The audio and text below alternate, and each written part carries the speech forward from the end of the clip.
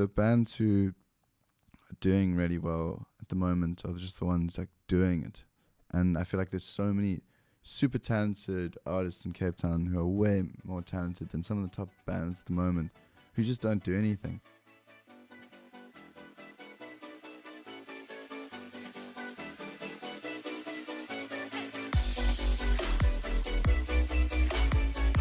Hey, I'm Jamie. Welcome back to another episode of the Jamie and You Show, where I shine light on the amazing things people are doing and through conversation uncover unique insights that could inspire you or enable you to pursue your greatest ideas.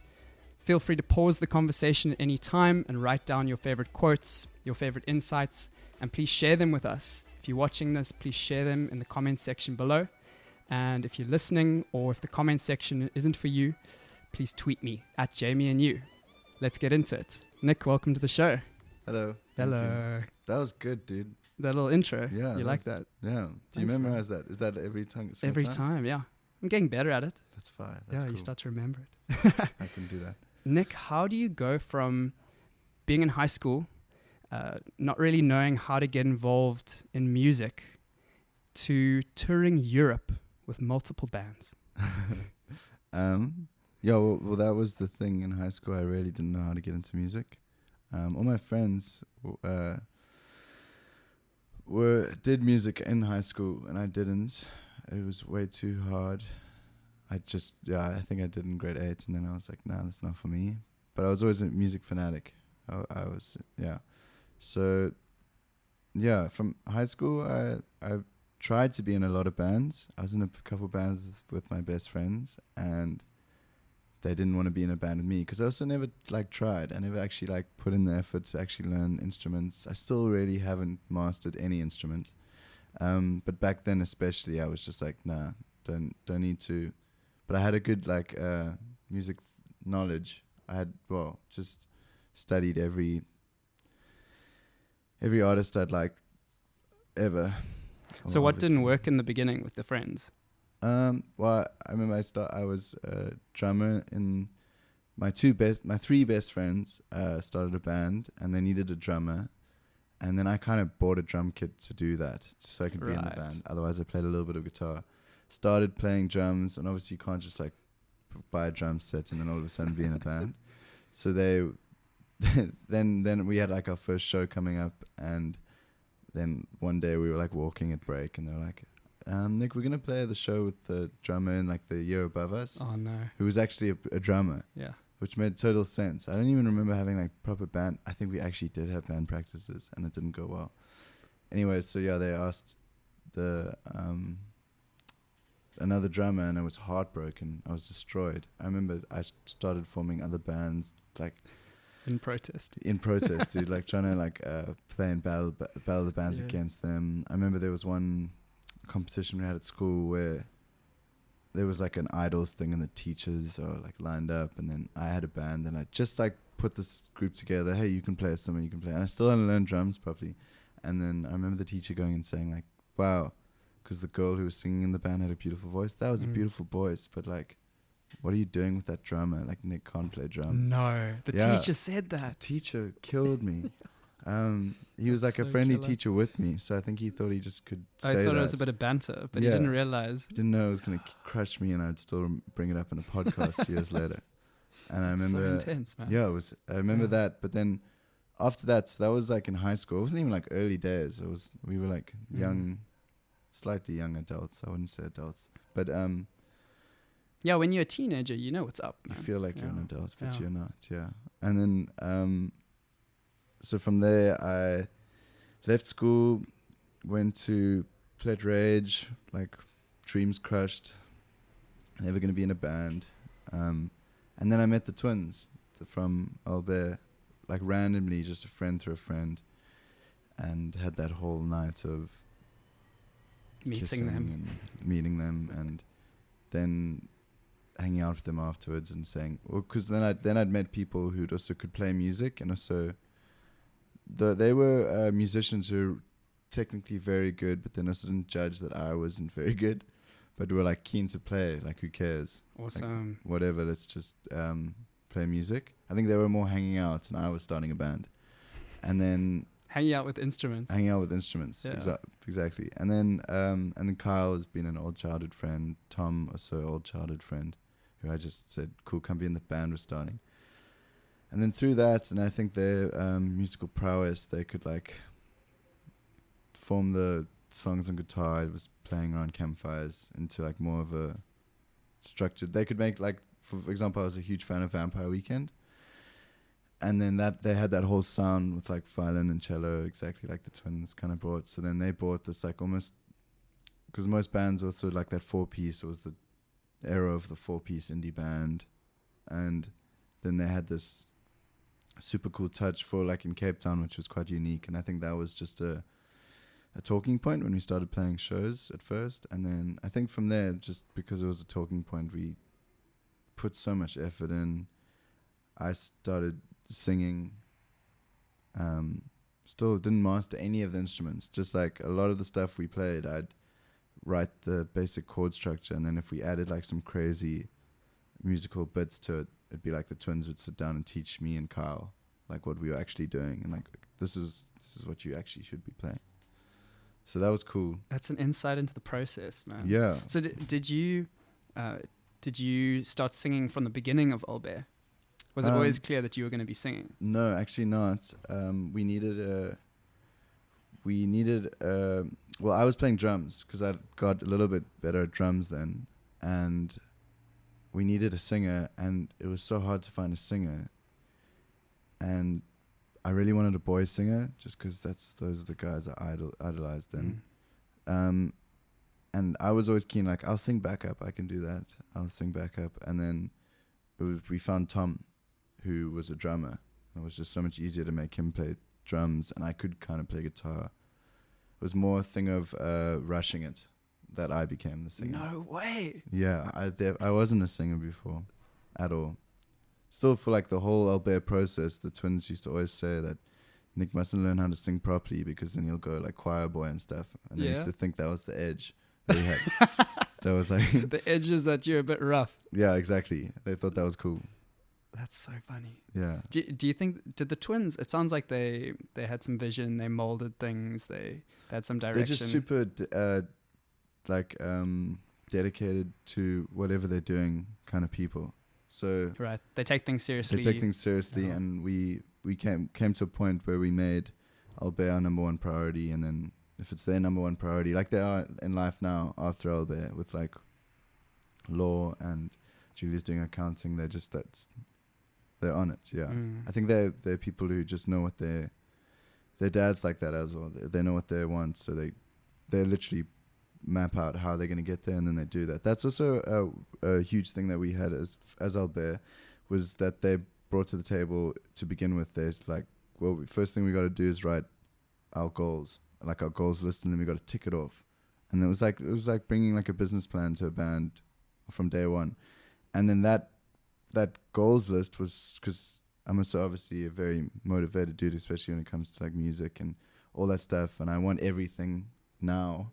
So when I saw that list, I was like, okay, cool. And then when there's a plan, sweet, got to do this now. And then from being like a semi-slacker in high school to then having this like kind of like, okay, list of things to do, or just this kind of business mindset that they brought to my life. It was like all of a sudden I knew exactly. And then also the music industry in South Africa, if you actually lay it out, it's incredibly easy to see what to do, but hard to do it. You just got to do it, if that makes any sense. Can you give more detail on that?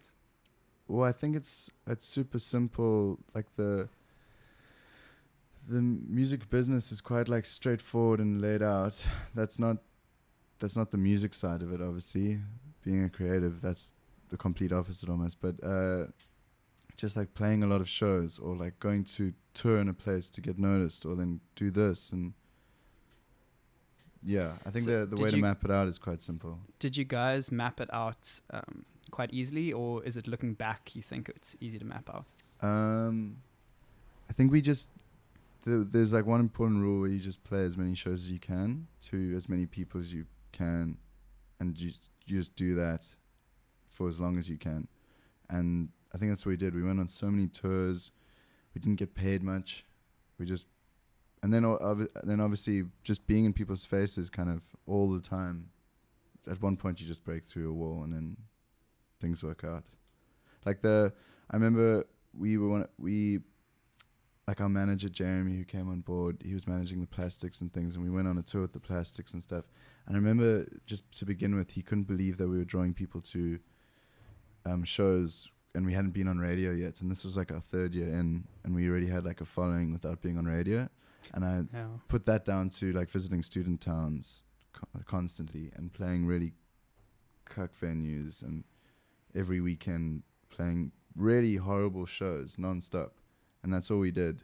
And then it slowed down in the later years of Bairre, where it was almost weird because we just gigged for the early days. And then afterwards, I'd be sitting in Cape Town for like 3 months and having played one show in Cape Town for 3 months, because then we're in Joburg, but like 3 weeks apart kind of shows, and then doing nothing in between.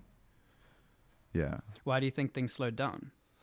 No, because you can't play like we started getting paid more. We started getting bigger shows. Oh right. And then you can't actually pull crowds away from these bigger shows. That's what they're paying you to bring. And then they're paying you to bring people there, so you can't. I don't know. And you also don't need to.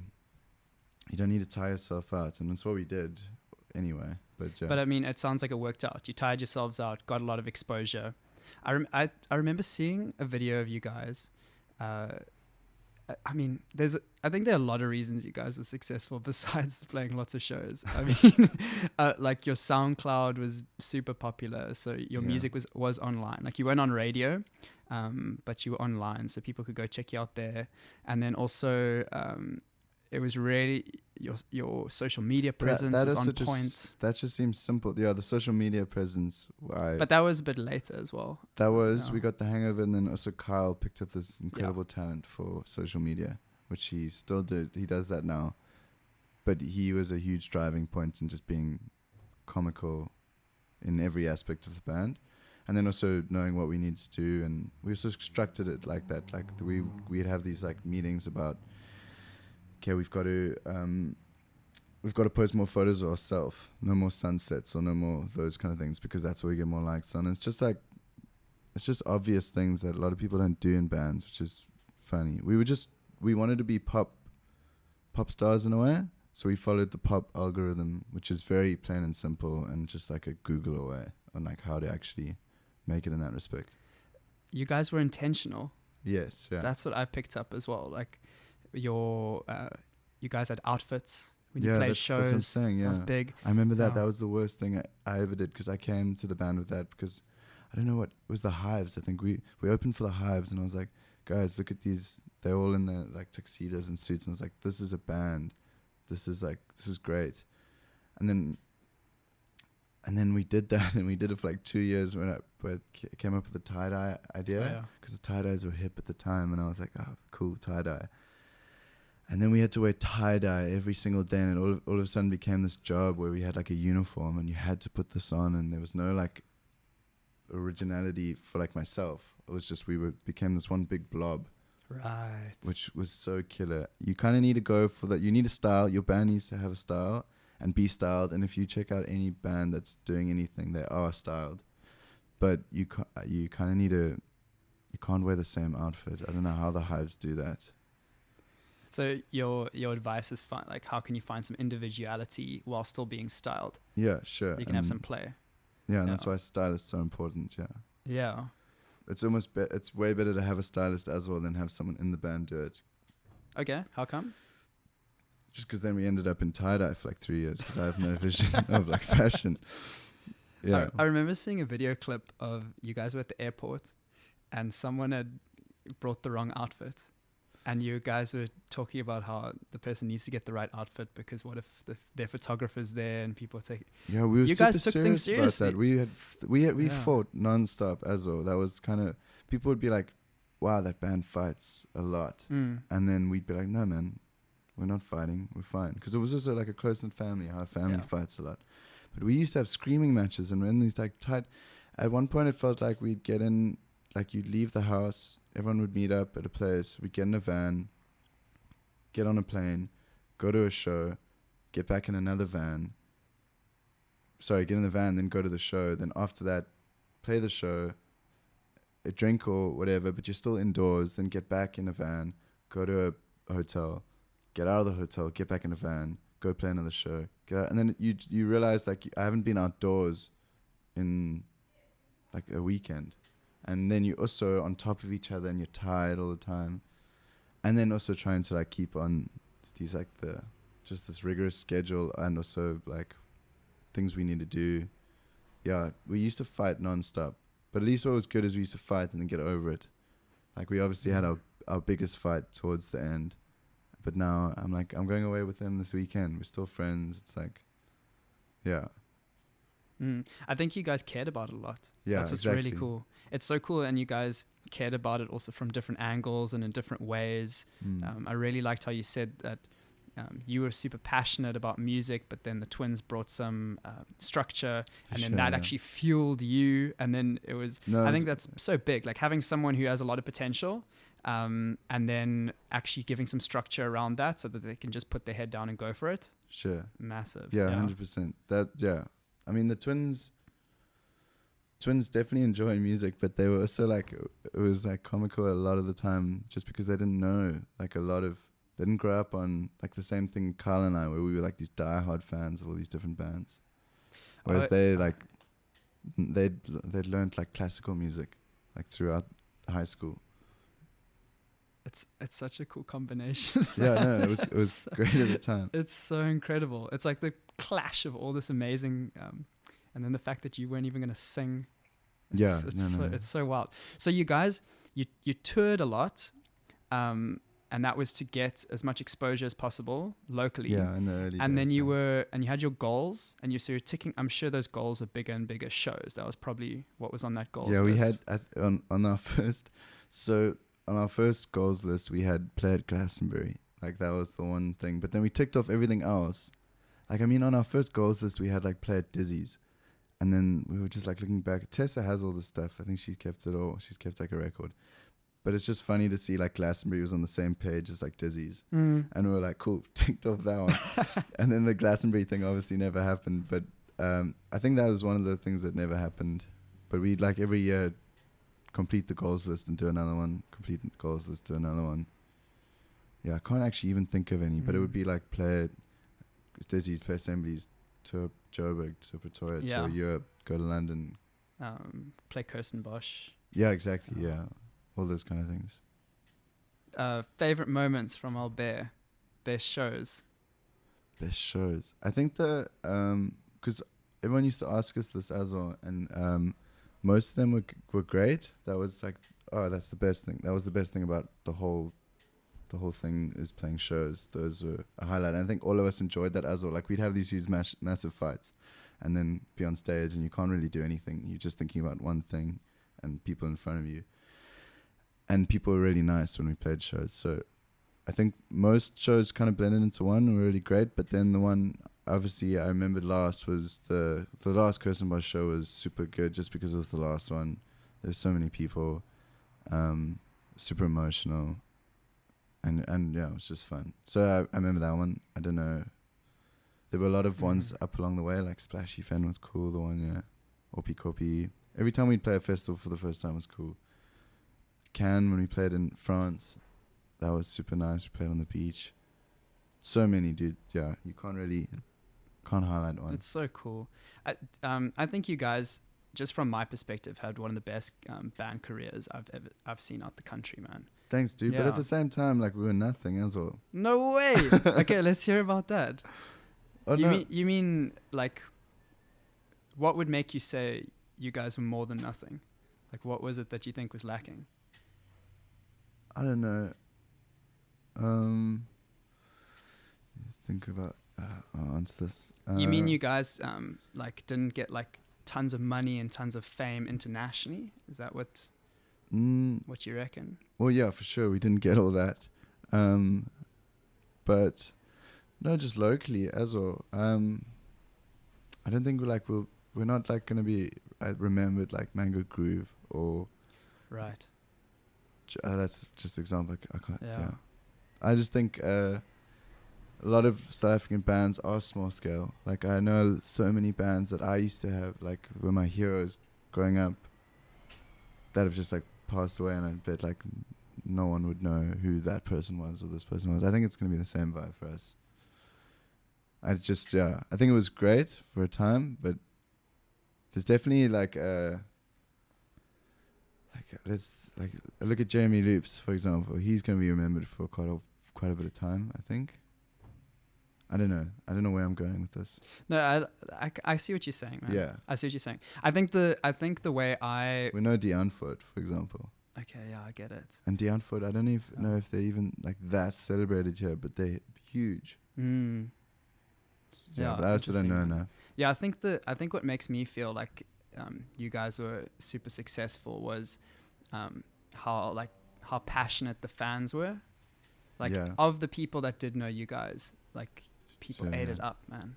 Yeah, people really ate it up. Yeah, I get the worst messages like once a month or something. Just someone saying that I was super selfish, to stop Bairre. No, and the whole band. Yeah, like we were horrible people for taking that away from other people, and I was just like, I don't know what to do about that. Fans of yours. Yeah, it's just still people drop messages because the music's still out there. Yeah, and still getting some resurgences on Spotify and people upset, man. It's gone. Yeah, which You've is stolen fun, it from there. Yeah.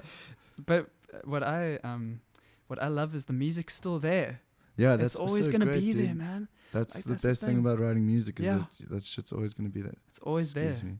That's all good. Yeah. Yeah. I also love there's a So people need to put out music as well. I think there's so much talent in Cape Town, and that's why I was saying it's so. I feel like it's so simple, but like the bands who are doing really well at the moment are just the ones like doing it, and I feel like there's so many super talented artists in Cape Town who are way more talented than some of the top bands at the moment, who just don't do anything.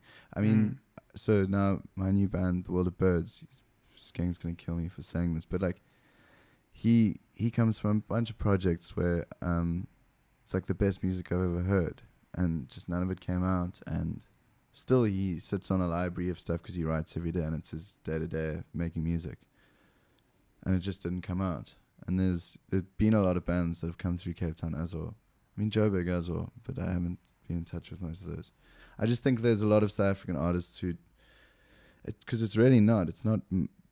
It can be a career, but it's also so like it's. But that's why I'm. What am I saying? That's why I feel like isn't shown is that it's not that hard to do. Like, so this is what just do it. This is what I'm keen to chat about, man. So I'm all about this, man. I'm about exactly what you're saying. Yeah. Is that there are people who have a lot of potential and can do a lot of cool stuff, and they should just go ahead and do it. Yeah. There's a lot of things I think about, and then I say, let me just do it. Let me just make it. And it's difficult in the beginning because there's like a little bit of resistance, and there are all sorts of reasons why you wouldn't want to do it. I mean, like being self-conscious is one. There's tons of reasons, man. No, confidence is a huge thing. Confidence is massive. Yeah. But you're playing in front of people. Yeah. But now I'm keen to. So let's say there are people that are watching this that have or listening to this that have this talent, and they're just not doing anything about it. What would you say to them? It's just something you've got to get over as well, and then there's different routes to do that. I think I used to go like nuts because I was shy to be on stage as myself, so I'd try just not be me at all, and then rather have people laugh at me because it's like, oh, that's flippin' entertaining, than stand up there and try to be cool. So there's like that. That's how I dealt with it. I think that you just got to get over. You've just got to get over that first jump and just go for it, and then build confidence. I mean, the Jeremy Loops and like Mike Zeetzman, PH Fat, those dudes are the most confident guys ever, and you can see it shows. That's how they fly. That's actually a good point. You got to put yourself out there in a big way. Those are two examples of people who've done that. Like they've 100%. really stepped forward. Yeah. And they just don't second guess themselves. The thing about that is, like you spoke about, you were like you were someone else. You kind of tried to be someone else. You know the whole thing about fake it till you make it. You know, have you heard that expression?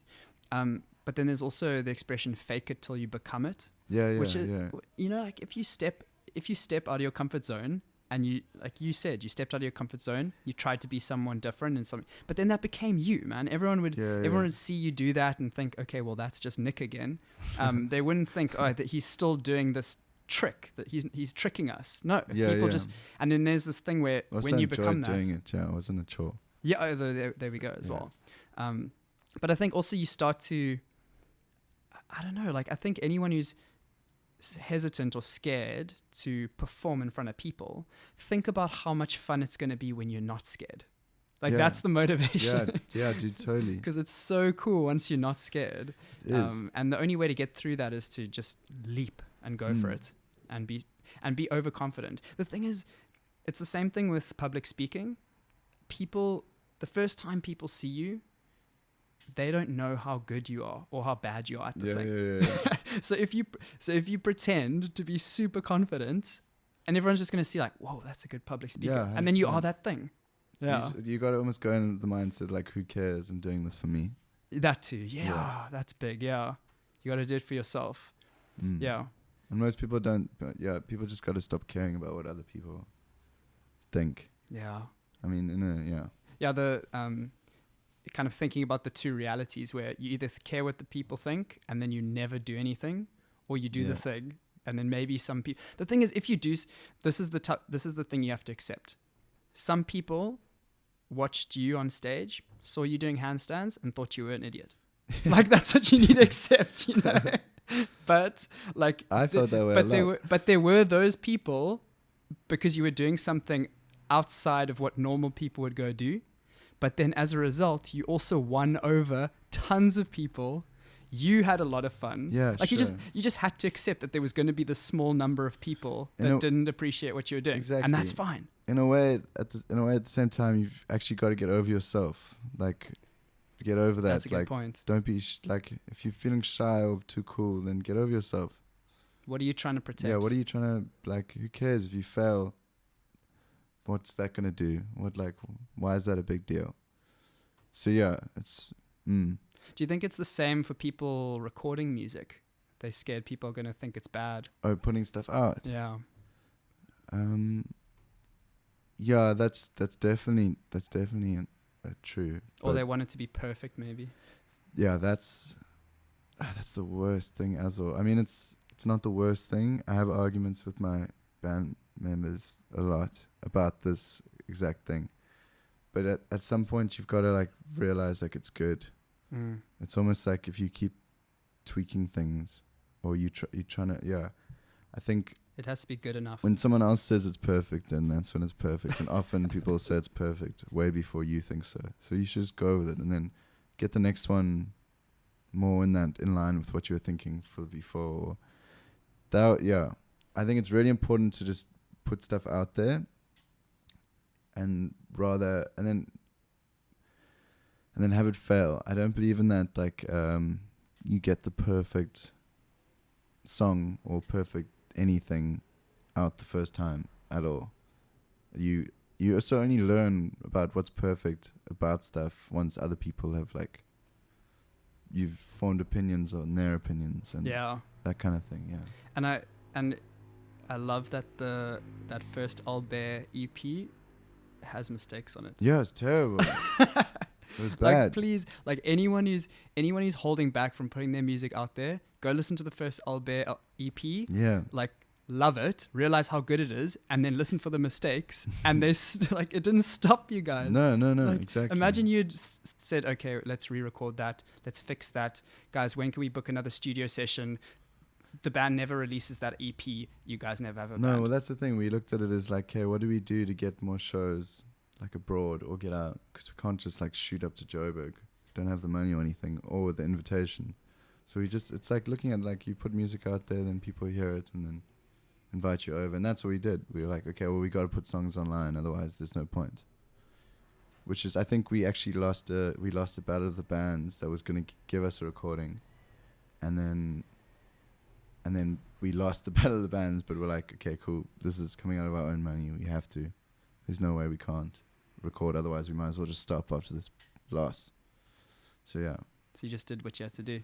Exactly. Yeah. You've got to put stuff out. Cool, man. And then in the new project, how are things different? Do you feel like you know more now, and you spoke about the formula? Are you following that, or are you trying new things with them? We started following that. I came out of Bairre wanting to be bigger and prove something and try to write bigger pop hits, and it failed. I don't think it failed, but it just wasn't.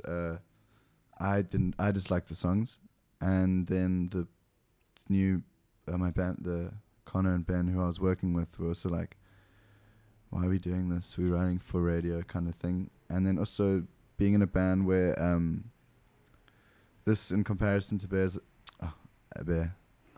a lot different, because they are super passionate about music and almost like just two musicologists, and we can like sit and talk about literally just anything for hours pertaining any artist, any country that makes music kind of vibe, which was super inspiring when writing songs. And then at the same time, all three of us have a huge love for pop, so it kind of did this, like we were trying to write these radio hits and make it very pop, and then that didn't work out, and then we went to Mozambique for a while, and then just wrote the music we wanted to be writing, and then realized like we were all in love with pop, but like old school pop.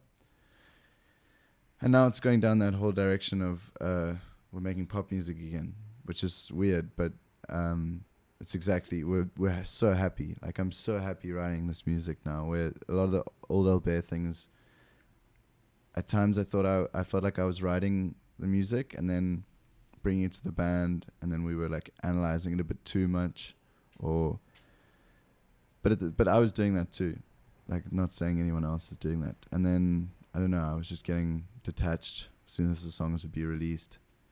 Just a grumpy old dude. But anyway, this new stuff, I'm like really excited about it. I love the 2 new songs we've just put out. I like listen to them nonstop.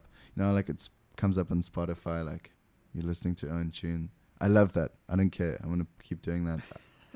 I dig the songs. Like they're 2 of my favorite songs like out at the moment. And then so it's nice. And I'm here, and it's because I'm such fans of Ben and Connor, and I can hear them in it. And then the new stuff we're doing, I feel like never been more excited about it, because it's just, well, I love it, so it's cool. And I think what's great about it is that I love it, and I don't care what other people think about it, which is just stupid, because you definitely should if you want to make a career out of it. But a healthy balance there is good. But what's great about it is that I do think people will like it, and I think it is pop, and I think it is commercial in a way. Yeah, that's about it. Yeah, I mean, that's an interesting one where you've been struggling with it sounds like you've been trying to write popular music. Yeah. But then you've also decided to go back to writing what you think is good. Yeah. And then as a result, that you think this will now be popular. Sure. Which seems like the best way I think that sounds like the best way to go about it. Because I think then the music's going to flow out of you a bit better. I think like that beauty of creativity is going to come when you're actually doing what you want to do. Yeah. And also we just want to play it to as many people as possible. That's like I think for me, it might be a terrible way to look at music and writing and stuff, but I just want the most people to hear it. I don't know if it's like an ego thing or anything, but I can't write music that I'm putting out for myself. I feel like if you're writing music for yourself in your bedroom, then you should just play it to yourself in your bedroom, right, and put it out, and then not care, which a lot of people do, which is cool. But I care.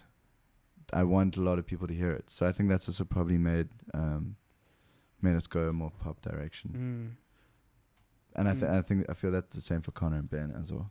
Yeah. Yeah. We want to travel. We want that bonus that music brings. We want to tour a lot. We want to see other bands. Just like it's still, I think being a musician is still a very childish, dream. It's a very silly thing. I used to feel super weird, because at the same time I was in Bairre, like all my friends are studying, and I studied a couple times, dropped out a couple times, but I always used to feel super jealous of people at varsity, which which I also felt, which was so weird because I had a lot of like varsity experiences because of touring and playing all the like Stellenbosch. I went to feels like I went to a bunch of different universities. I went to like Tux, Stellenbosch, UCT, all those kind of things. I made a lot of friends around there, but I was always jealous that like these dudes are actually living the pre-adult experience, which I was like kind of missing. Looking back, I don't think I missed it at all, and I don't regret it at all either. I don't know where the train of thought went. No, that's so cool, man. Because I think everyone wants what they don't have. So I think like guaranteed there were people in the varsity experience not enjoying what they were doing. No, for looking sure. at you, thinking this guy's everything I want to be. And all I want to do is go like study. Yeah, we always want it all, man. Yeah, couldn't do that then. No. So are you considering this new project? Are you considering the branding around it, the image around it? Because a big part of getting yourself out there is, how marketable you are. Or do you disagree with that? Do you think there's some artists that just dominate regardless of that? No, I think even the artists who are unique and you're like, wow, that guy is like himself, are still also playing to I don't think people are the same, and that's who they are forever. So I don't know. I do believe that's exactly what you need to do. You need to market yourself, and you need to have like as if you're selling a product, and that's what we will do. The Waterbirds, and it's not like disingenuine. You just pull your traits and you just bring them to the surface. You like, it's not going to be stuff we don't want to be doing. So, but I do think you have to focus on that and really go about like who you are. If we're talking about commercial pop music, if you want to be in that kind of realm, if you want to be on radio, if you want to make pop hits that go to number one kind of thing, you have to have the whole image and package, and the algorithm is still there. It's exactly the same, and it's fun. It's like people like don't realize that there's some artists that are like back in the day, even like the Rolling Stones, for example. They're like the king of the image and things, but they were just like these rock gods. But it's because they were. I mean, maybe that's a bad example because they were just who they were. Uniforms. Yeah, exactly. Everyone. It's like you said, it's not. You're not trying to not be yourself. You're not trying to trick anyone. I think there's something. I think people can see through when a band does image and branding in a fake way. Yeah, I think you can see straight through it. I also love it though. You dig it? Yeah, I like it. In what way? People aren't silly. Like millennials aren't stupid. People don't care if you've like if you're advertising a product and you slap in the product below. Like, that guy's getting paid. Who cares? Like, this isn't killing me. So I like that. I don't know. I enjoy. We might just be the like selling out. Froth. Anyone who sells out is cool. That's great. If they're themselves, sweet. If they don't change, then cool. Because I think what you're also saying is because then if you're yourself and you're selling out in that way, you aren't being owned by the product. You're still owning it. You're still you, and you're just owning what's happening. But I think some people are still owned by it. I think some people are owned by the brands, and they're owned by the sponsorship deals and stuff like that. And you can kind of feel it's not they're being forced. They're not being themselves in those situations. But I agree with you when someone can be themselves. Like they say, the best thing with those sponsorship things is don't try tell the people how to do it. If you want brands telling artists. Exactly. Like let the artist do what they do. Sure. They do what they do with your brand. Like you let them do it because they know their audience. Yeah, that's seems like just common knowledge to me. Like okay, I get what you're saying. Like with you guys and when Bairre had Ray-Ban involved, it's like you guys just did your thing. Like you just had to wear sunglasses. Yeah, but the sunglasses you picked, like they didn't say you guys have to wear you guys have to wear these specific sunglasses because we're trying to punt these Ray-Bans. No, they're just like, hey guys, take your pick and then shout us out. Yeah, and that was a big part. That worked. Huge. Yeah, we picked yeah, we picked some funky glasses. Yeah, I loved that. Ray-Ban. Shout out to Ray-Ban. They were the best. Yeah. I mean, I lost every single pair I had. No, I have two. I have two pairs. Yeah, and there were the other deals you had with other brands. It fitted. I think that was cool about Old Bairre, that it all just fitted in. It became part of who you were. It didn't feel like. Did you turn down deals? That'd be interesting. I'm sure we did. I mean, the twins would be like, if they see this, they'll be like, yes, Nick, of course we did. But I don't know. But because I heard... I would never have turned down any. That's the problem. So they didn't let you know. They came yeah, into exactly. the I door. was like, sweet, money. Gimme. You know the Sizell project? Sizell DIY? Yeah. Apparently so apparently the way they managed it is they get approached by tons of brands and they have to say no a lot because they have to think, would Sizell actually use this thing? Yeah. And so it's just diluting. Like if you have too much stuff going on, then it actually does yourself a disfavor. Like that's what the twins used to always say. Like, no, we can't do this because it clashes with this. Just common sense. Like, don't wear. I can't think of an example. Sorry. But no, what I'm taking away is you guys were strategic, man. You guys didn't just go along with anything. You thought about it and made decisions. 100%, yeah.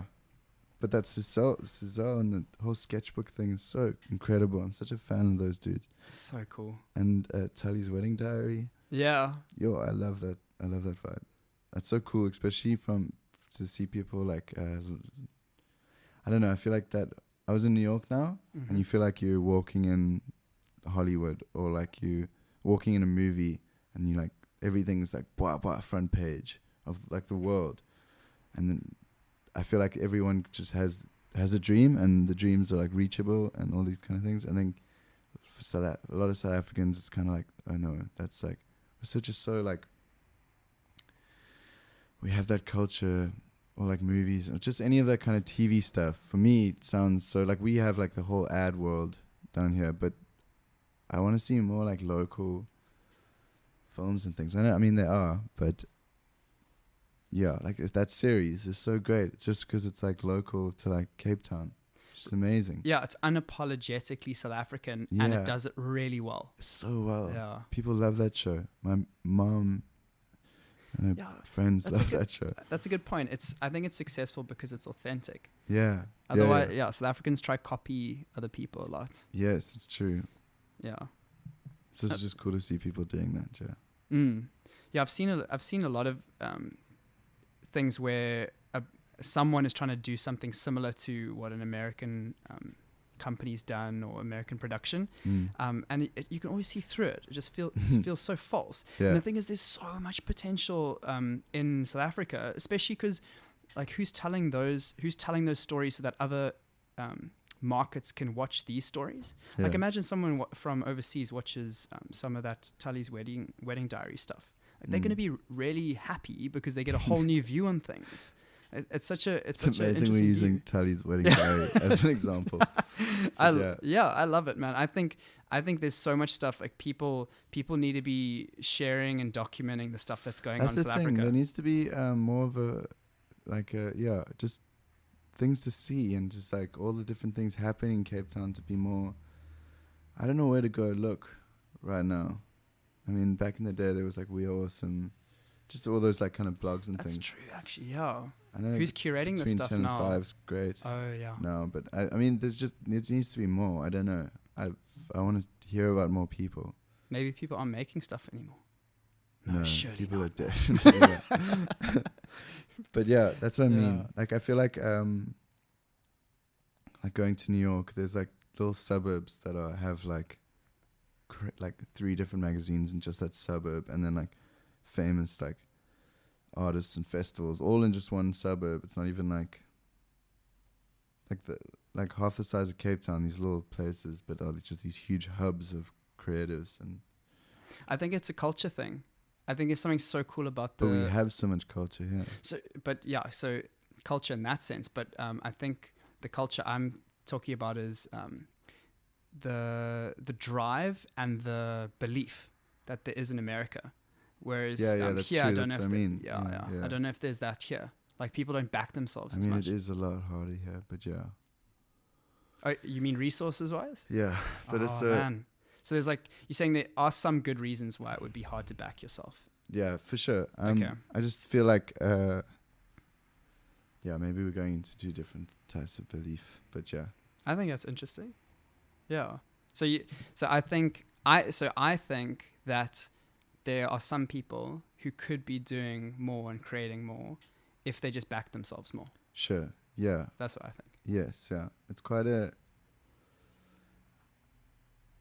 Yeah, because this is like weird, but because there's not a lot going on, it's like easier to have your stuff heard. In terms of that, if you're looking at it like that. In the States? No, here. So like, if you choose to do a specific genre, and you're the only one who does it, then you could be the best at it in that kind of respect. So there's a lot of opportunity there. Yeah. Yeah. Yeah. In that. Yeah. Yeah, there. So sure. so that's a big place of opportunity. Yes. I think the same thing, like man. Bairre wasn't anything original at all.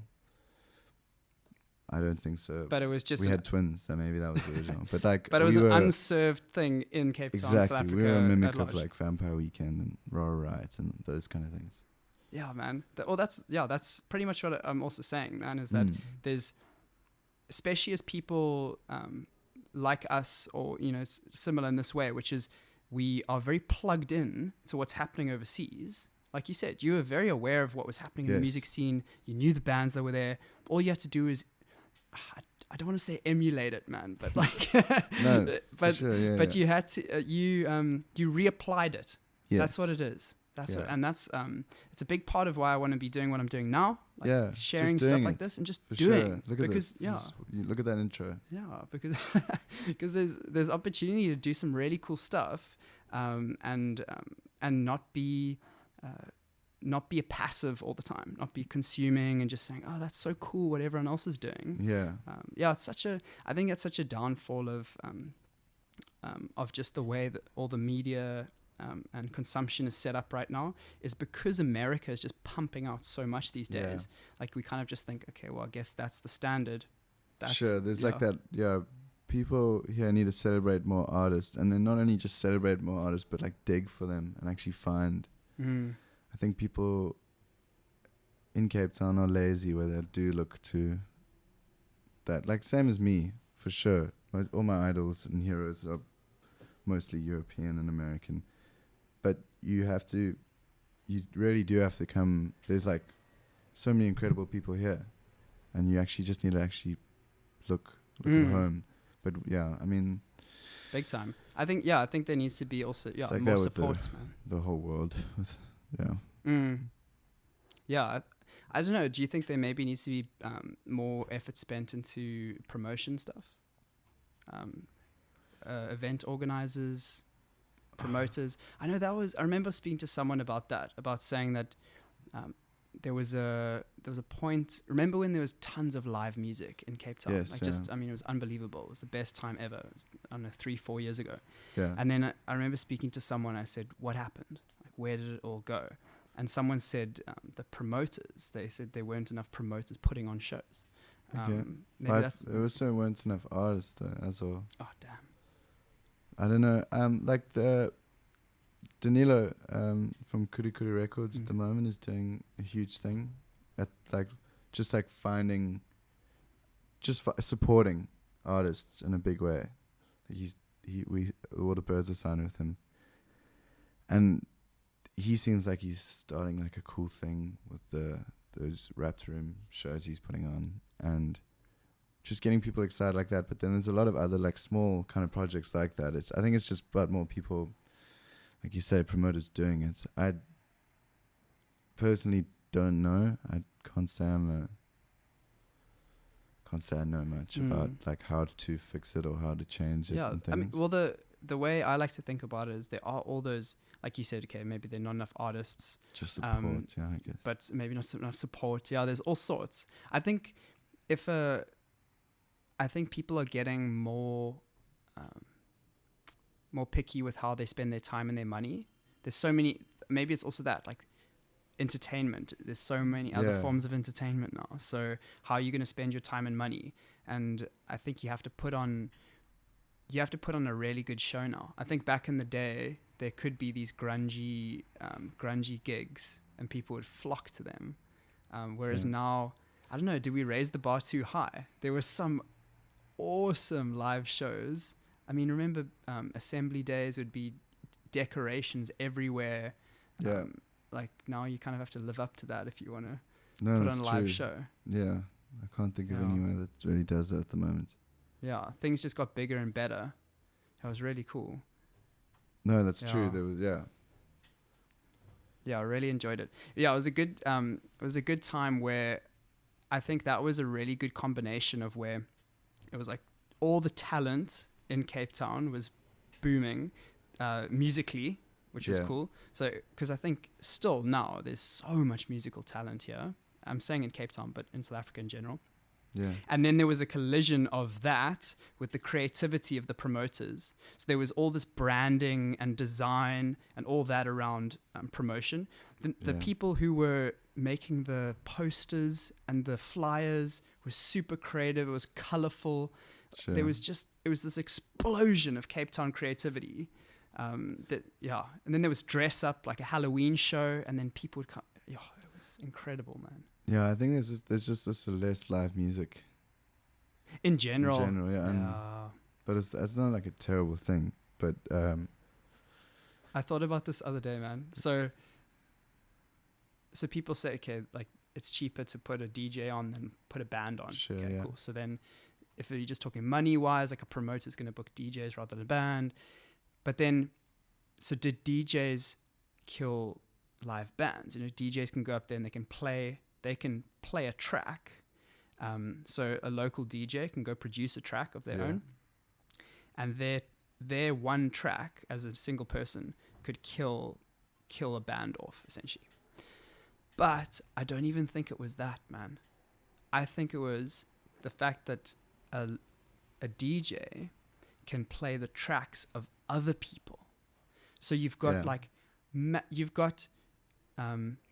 Disclosure killed Cape Town bands. Because you could go to a club and you could hear the best house techno from around the world played as good as if that artist was there in the city with you. Sure.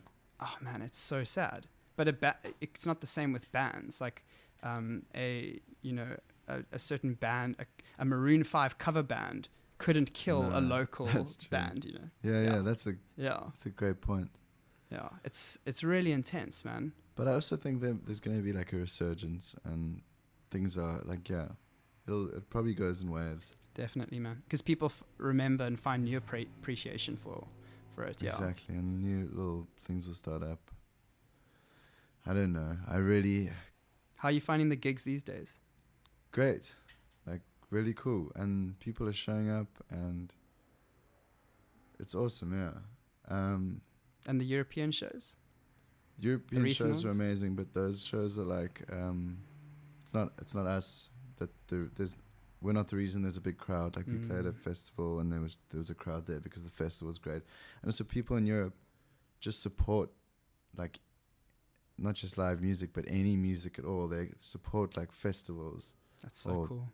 Being outdoors, or I don't know, like it's odd that that maybe there are things, but like things like Park Acoustics in Pretoria and Lentedag and just those big outdoor like botanical garden shows don't happen here. I mean, we have Kirstenbosch summer concerts, but we don't have. I suppose we have like the We Love Summers and the Future Frequencies, which are huge. Those are massive. Yeah. I don't know. I think I have no idea. We don't have a live version of that in Cape Town. I'm not smart enough to know why these trends are. You know what's cool? Did you ever go to one of those concerts in the park, the Duval Park concerts? Yeah, we played at them. You played them? We played 2 of them, I think. Those were really cool. So cool. I went to one. Can't remember when I went to it, but it was damn cool. Yeah, that was an experience where, so I walked into, I heard about these concerts, and I thought I have to go check this out. I'm living closer by, so I took a walk. I walk and I start, you start hearing the music, walk into the park, and there's just people sitting everywhere, and it doesn't even feel like they're there for the music necessarily. Like everyone's just picnicking and hanging out, so far from the stage. Very European. They're just so European. And it's just community, people hanging out, people coexisting and not ripping each other's heads off, just kind of being good city life, man. Yeah. And it was so positive. And the Do those MC, not happen anymore? I think they might still happen. Yeah, it's been winter, so maybe in the summer it kicks off. It's so special and it's free. I think. Cool. Yeah, it's free. It's sponsored. Yeah, so tons of sponsors. I think it's also says. It's business, man. Like you got to pay people. So the business model, I think that's the key. So back in the day, maybe shows were popping because people were willing to pay for the shows. Now, for some reason, people aren't as willing to pay. Let's say for some reason, we don't know why. So they're not willing to pay. Now, what do? Okay, well, we need to think of a business model. So let's do it in the park. Get the city to maybe donate the venue, and then sponsors pay for all the sound equipment and pay the bands. Yeah. Yeah. And that's going to take a smart promoter, clever business mind who's going to make that happen. And maybe there's just no one willing to do it. It is happening now as well. Thinking about it, like we'll have Summer Future Frequency. They're killing it. It's like electronic music. Maybe it's just the way. Yeah, it's pulling crowds. Yeah. That's what it is. And I do enjoy it. It's a good time. Yeah, it is fun. I can't say I know, like, for example, you said Maroon 5, and I'm like, yeah, that's, what is that the most famous band in the world? I know that.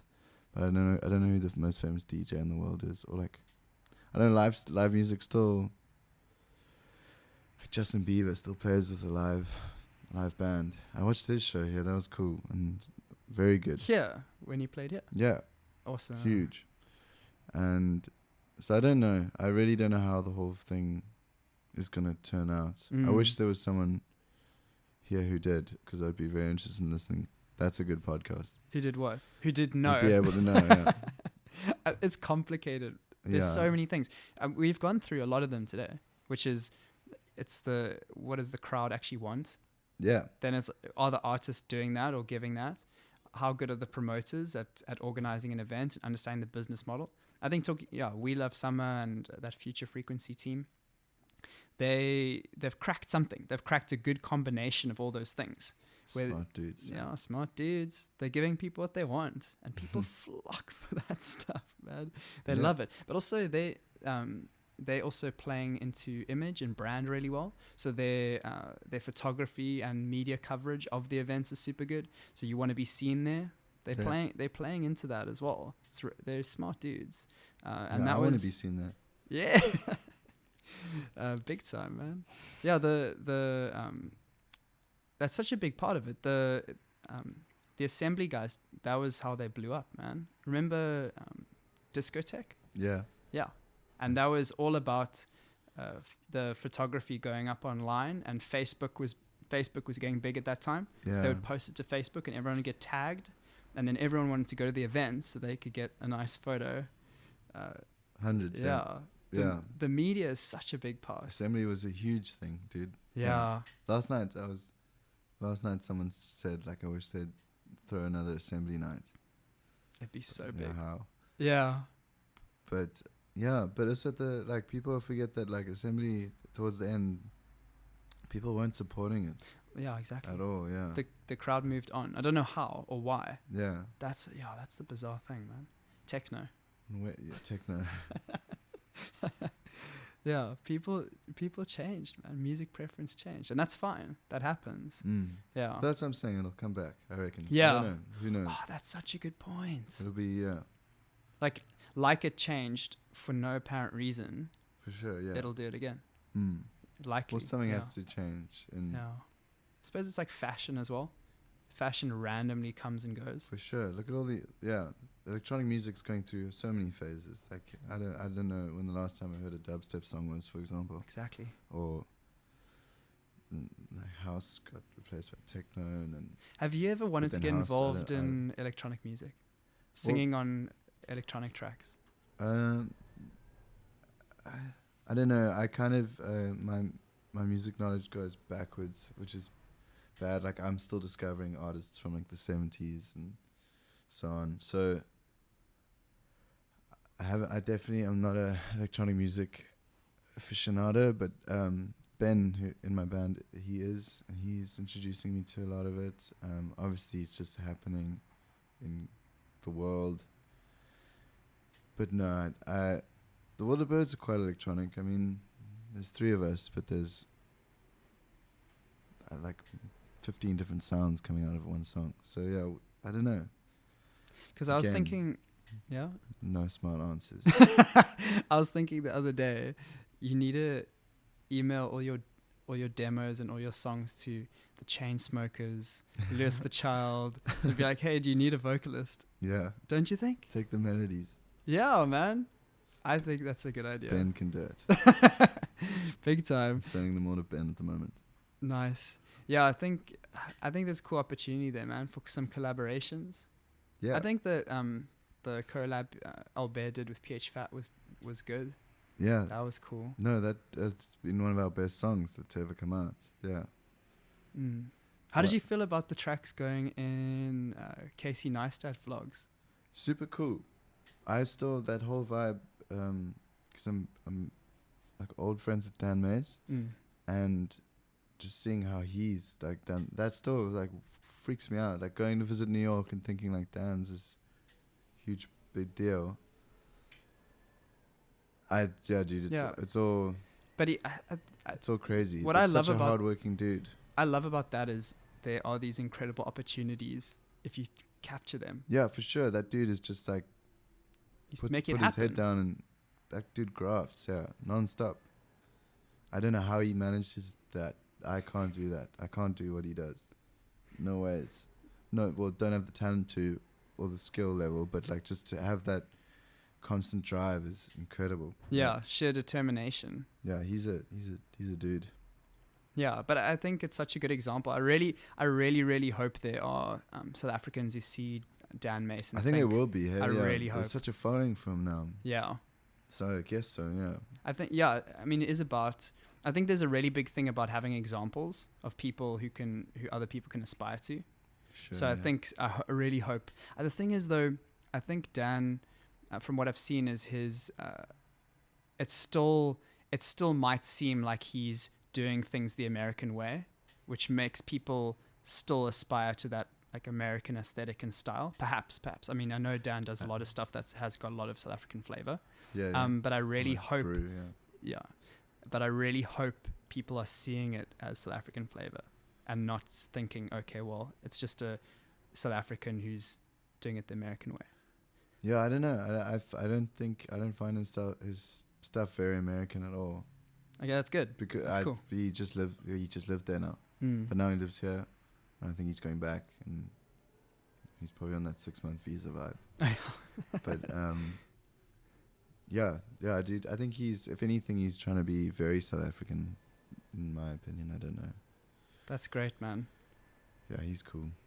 Nic, it's been great having you on the show, man. Thanks, my dude. Thanks so much for joining me. Once again, please share your quotes and your insights with us. If you're watching, please drop them in the comment section below. If you're listening or you don't want to jump into the comment section, please tweet me at Jamie and you. Nic, where can people find you online? At The World of Bird, no S, on Instagram. Go there. It's a good spot. I don't have to list a bunch. Just go there. And your personal Instagram, maybe? Personal Instagram is at Nic Preen. Fantastic. All links will be in the description. See you next time.